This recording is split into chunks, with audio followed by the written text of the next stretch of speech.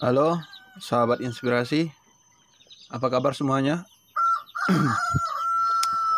Alhamdulillah, eh, yang tanggal 7 ini sudah menetas 70%. Ada sekitar 20% lagi yang akan menetas, dan ini dia sudah kita pindahkan di box penghangat ya, untuk mengeringkan bulunya. Dan box ini juga berguna untuk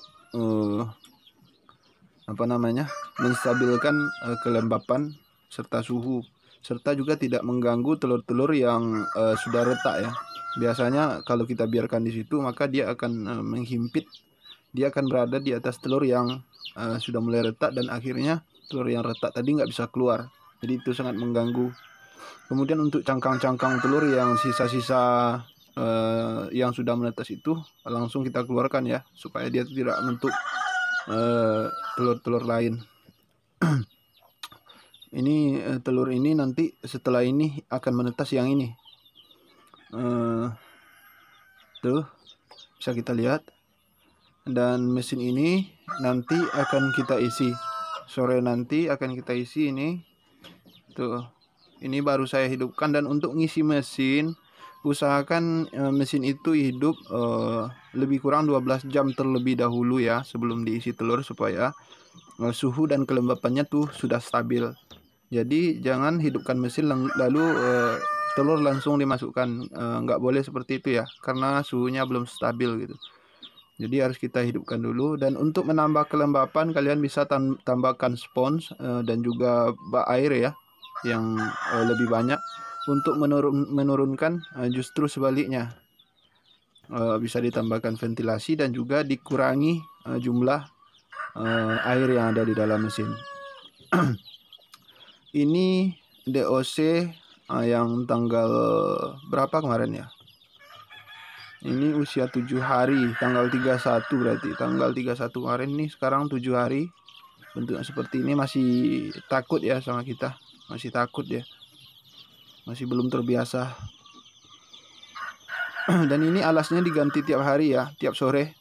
Sedangkan diganti tiap sore itu taiknya masih banyak tuh. Jadi jangan sampai alasnya itu basah gitu, nanti menimbulkan bau, lalat, dan penyakit banyak.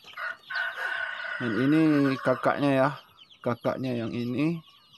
Terus nanti akan disusul yang di mesin tetas tadi. Nanti kalian teman-teman, kalian akan panen terus tiap minggu dari populasi yang kalian tetaskan. Makanya nanti akan jumpa seperti yang saya bilang di video omset 10 juta itu. Nah, dia akan berreguler terus. Dia akan konstan terus mengalir, tiap minggu panen seperti itu. Karena dia akan berbeda usia tiap minggu. Kemudian ada juga teman-teman kita itu yang nanya, "Bang, kok ayam saya produksi telurnya nggak maksimal gitu?" Nah, kita tahu teman-teman ya, ayam itu sangat membutuhkan nutrisi kalau untuk induk ya. Jadi kenapa telurnya itu nggak maksimal? Yaitu pertama, kekurangan nutrisi. Jadi nutrisi yang sangat diperlukan oleh ayam indukan itu adalah mineral. Nah, jadi di dalam mineral itu banyak terdapat hal-hal yang akan membentuk sebuah telur, yaitu seperti kalsium. Nah, itu didapatkan dari mineral yang dibutuhkan. Jadi kalau kalian ada menemukan telur-telur yang cangkangnya tipis atau yang tidak ada cangkangnya, itu kekurangan mineral. Nah, kalian bisa tambahkan mineral. Dan kemudian juga nutrisi lain yang dibutuhkan. Makanya kalian harus betul-betul kasih pakan yang bernutrisi. Nah, seperti yang sering saya bilang, saya selalu menggunakan pakan pabrikan karena menurut saya itu hasilnya sangat memuaskan saya ya. Produksinya itu selalu di 80%. Nah, itu selalu menguntungkan saya gitu. Jadi saya nggak usah capek-capek aduk pakan. Nah, saat ini saya masih menggunakan pakan pabrikan. Untuk kedepannya saya akan cari solusi lagi. Nah, supaya untuk menekan biaya, tetapi tidak untuk pakan campuran ya. Tetapi saya akan cari alternatif lain gitu. Nah, kemudian teman-teman, boleh jadi ayam yang produksinya kurang itu kekurangan cairan. Nah, kita tahu di dalam telur itu 70% kandungan yang ada di dalam telur itu adalah merupakan cairan atau air. Makanya indukan ayam itu sangat memerlukan air minum. Jangan sampai kosong, jangan sampai habis. Lebih baik kehabisan pakan daripada kehabisan air minum. Selain dehidrasi, dia juga tidak akan bisa memproduksi telur. Karena 70% isi di dalam telur itu kandungannya adalah air. Jadi air itu harus ada selalu di kandang gitu ya. Jadi tempat minum kalian bersihkan setiap hari, kalau bisa pagi dan sore. Kalau tidak sempat cuman 1 kali sehari nggak apa-apa. Yang penting dalam 1 hari sekali itu harus dibersihkan, karena sangat bau kalau tidak dibersihkan. Kemudian juga menimbulkan penyakit nanti, karena kuman-kuman itu bersarang di air. Karena sisa-sisa makanan akan selalu ada ya di dalam tempat minum itu, baik menggunakan nipple, tempat minum otomatis lainnya atau yang manual. Nah, itu tetap harus dibersihkan setiap hari.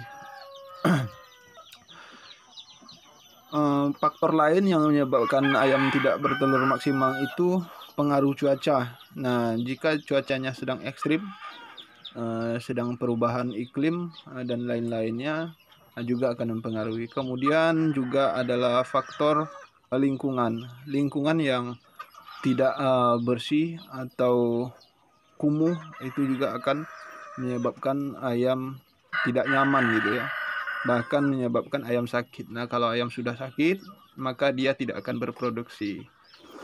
Nah, gitu teman-teman.